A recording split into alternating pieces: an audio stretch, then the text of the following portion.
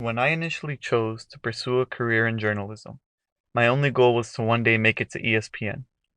I dreamt of meeting my favorite athletes or watching my beloved Chicago Cubs win the World Series in person instead of on a television.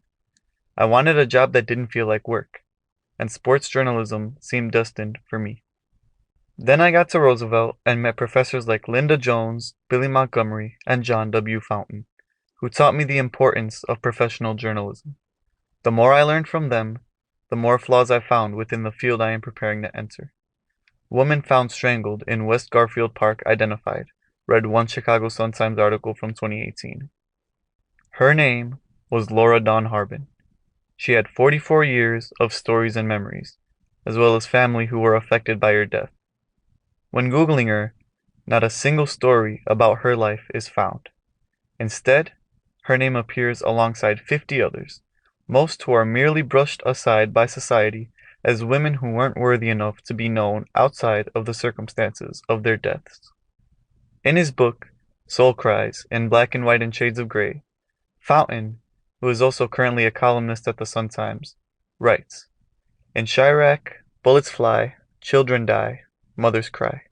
Too many lives marred by an invisible epitaph. Born in Chicago, murdered in Chirac.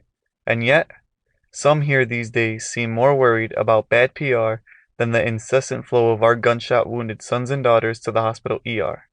More upset about what Spike Lee has titled his new film that he is shooting in Chicago this summer. More indignant about the unwanted name than our murderous shame." Throughout my time at Roosevelt, I learned the beauty and importance of being a journalist. When I joined my classmates as embedded student journalists participating in a 12-hour bus ride to the nation's capital to cover St. Sabina's march to end gun violence, I finally understood the significance of our role as gatekeepers of information for the public.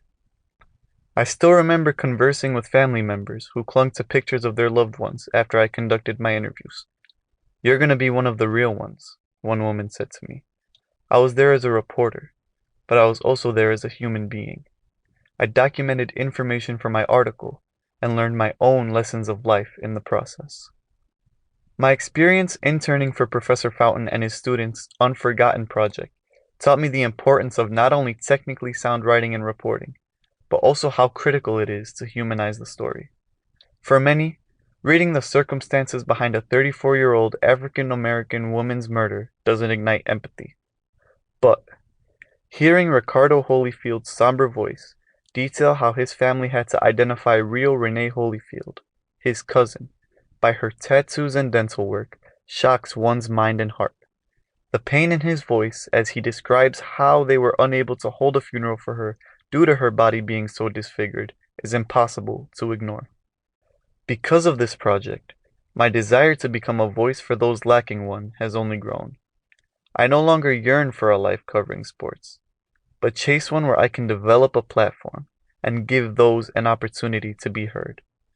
Like Professor Fountain once told me, you can talk to 100 people and get 100 different stories. If that's true for the living, why can't it be true for the deceased?